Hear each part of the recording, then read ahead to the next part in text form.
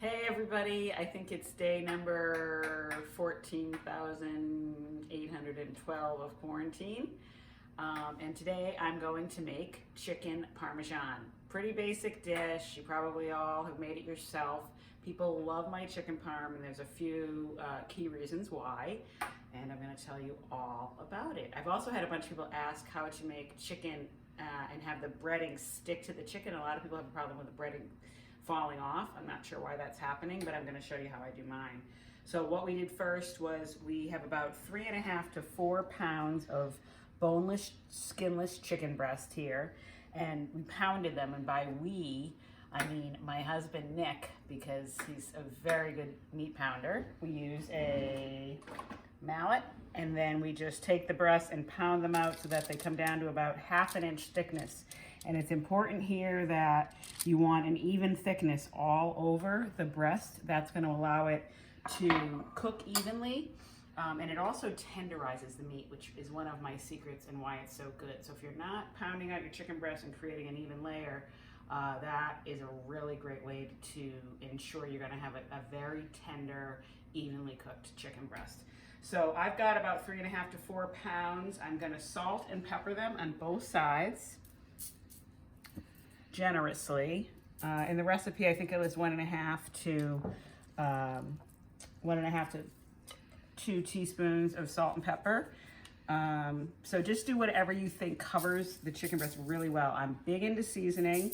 That's another secret. If you're not using enough salt and pepper on your products, they're not going to taste good. Salt makes everything taste better, as does pepper. I mean, I have a wet hand and a dry hand, so I'm using to go into the seasoning so I don't cross-contaminate my dry hand, and then I'm just kind of rubbing that, massaging that into the breasts with my wet hand. I flip them over.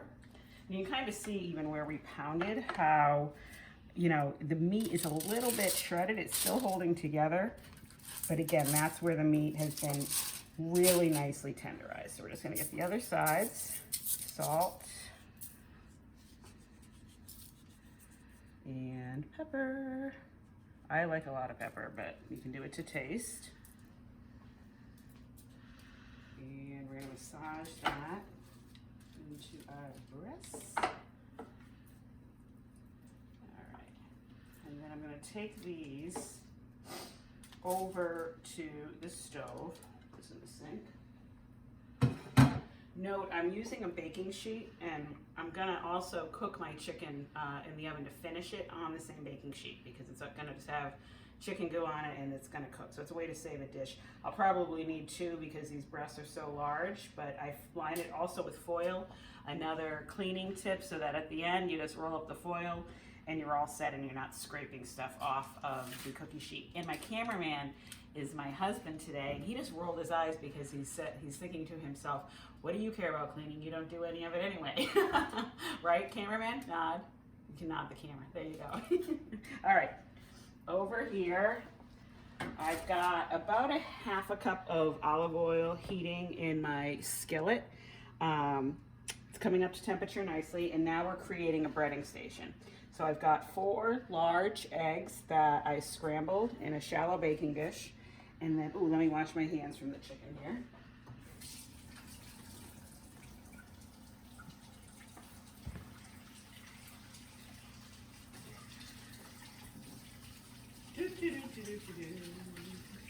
Washing. Okay. All right. Now we're going to create a breading station. So we've got the 4 eggs that I scrambled, and then I'm taking 1 cup of Parmesan cheese. This is shredded Parmesan, as you can see here. I like to use this better. You can use grated if you want. I feel like in the breading, this retains the Parmesan punch, the Parmesan flavor a little bit better. So 1 cup of Parmesan, and then 2 cups of panko breadcrumbs. Panko are Japanese breadcrumbs, and they make stuff super crispy. I don't think they really existed in the old days when the Italians made chicken Parmesan, but it just really makes a beautiful crust on your chicken. So I'm going to do 2 cups, thereabouts. Okay, so we had a little technical snafu. Someone called in the middle of taping, and we continued taping, but the tape stopped when the phone call came in. So thank you, Mandy, for that. So back to the breading station. We mixed the 2 cups of panko with the 1 cup of Parmesan, and now we're gonna make some chicken. We already made, you can see how beautiful this is gonna look. After the snafu, we did cooked two of the breasts away. So we have some residual stuff in the pan. I added a little more olive oil, and now we're gonna cook 2 more. Let's hope nobody calls. Okay, so the process is very simple.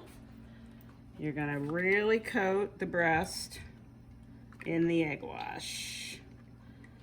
Let a little bit of the excess drip off. This is your glue to make your breadcrumbs stick. And then you're really gonna press into the panko and cheese. You want to get every little nook and cranny. We're gonna flip her over and then pressing into the chicken so everything is really well coated. And then, actually let's go even one more time over here because he looks a little naked. Get those breadcrumbs in there, all right. And then into the hot oil. You can hear that beautiful sear.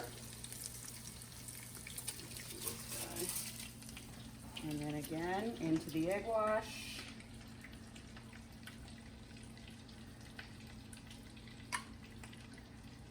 The excess strip off. I have another recipe on the blog for chicken Parmesan spaghetti squash boats, which is awesome. And you do the chicken pretty much the same way, and then you cook a spaghetti squash and toss the spaghetti squash with red sauce, and then put the chunks of chicken. I cut the chicken into chunks rather than fillets, and then put that on top, and cheese and sauce, and put it back in the oven. Oh my God, they're so good. That's something to check out too on the blog. Just as easy as this. But again, we're coating this and pressing those crumbs in with all your might.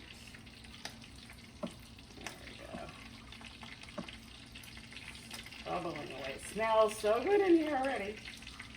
All right, let's slide those in. Oh yeah. That oil is happy to see him. I'm going to wash my hands while you watch that bubble.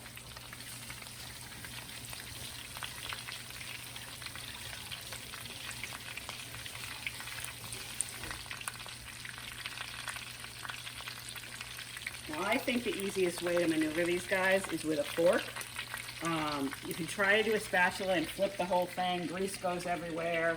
And while this side is raw, it's still very manageable with a fork.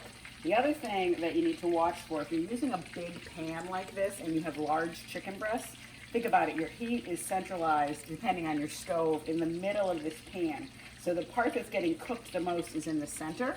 So I'm gonna check these in a minute after they've bubbled away for a minute, and then I'm actually gonna turn the breasts before I flip them so that they get evenly browned all over the bottom, because that's what you want, is a nice golden brown, crispy coating that coats the whole thing, and again, the even cook.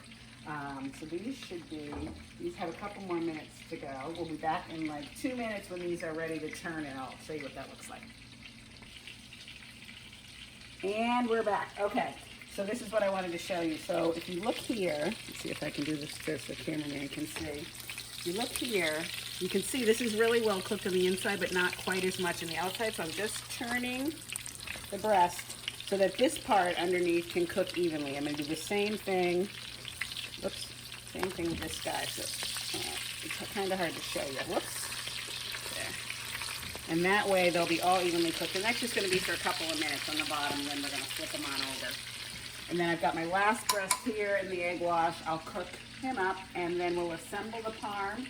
It goes into the oven for just a short period of time because you've pounded these thin. So the chicken is almost cooked through after this process, but you're gonna put it in with some warm sauce and and mozzarella cheese, and make it all ooey gooey and delicious, and then serve it over pasta, or you can even just eat it just like that. But we'll be right back. Okay, it's time to flip the chicken. Oops. I have to stop saying or the cameraman's gonna kill me. Okay, look how beautiful that is.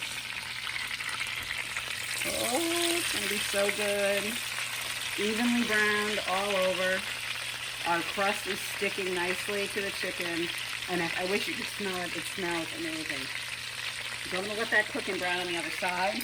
And I'm just gonna show you how we're gonna assemble these, and then I'll finish off all the breasts and we'll put them in the oven. But so basically, I've got a pot of homemade sauce here, and we're gonna top them with a little bit of sauce, probably about a half. You don't want to drench them because you want to keep you don't want to lose all that nice crispy crust. And you can always serve more sauce on the side. You're gonna have more sauce on your spaghetti anyways. But we're gonna top them with like quarter to a half a cup of sauce, depending how big these puppies are. And then mozzarella cheese, the gooiness of it, right? And these will go in the oven, like I said, for probably 10-15 minutes tops. Just so that is the other secret, by the way, is don't overcook your chicken. The chicken should be just cooked through. Technically, I think the temperature should be about 160 degrees, 165, but no more than that. You want them just cooked through so they'll be beautifully moist. But now we're gonna top. I love this new shredded cheese they have. That's a really thick slice. It's more like, almost like you hand grated the mozzarella. If you can hand grate your mozzarella, that's amazing too. But see how thick that is? It's not those skinny little hard shreds that you used to get. So I'm gonna top each of these with about, again, third to a half a cup of Parmesan cheese. Not even that much, probably about a third of a cup. And then I'm gonna finish cooking up my chicken breasts, finish the last one, and then we're gonna put all of them together in the oven, and we'll come back when they come out of the oven and you'll see what they look like. Ooh, so good. Check this out. Oh, it smells amazing. It looks delicious. That was 10 minutes in the oven, and then I just hit it for a couple minutes on broil before I took it out, just because I like the cheese to be brown and bubbly, but it was a little bit brown anyways, so you can either do that or not. That's an extra step. I'm gonna garnish it with some parsley. You could also garnish with basil. I also sometimes put parsley in my breadcrumb mix because it's pretty as much as anything, but hitting it at the end gives a really nice fresh note to the dish. Counterbalances the heavy cheese and the fried chicken and the sauce. So it looks incredible. I'm gonna serve it over spaghetti with sauce, but I do want to take a taste just to see. I actually want to show you as well inside one of these breasts so you can see how moist and juicy the chicken is. Let's see if this guy's a good one. Yeah. All right, so see that? That is like glistening, moist, beautiful. It's just cooked through, and it is gonna be so good. All right, let me take a bite. Mm.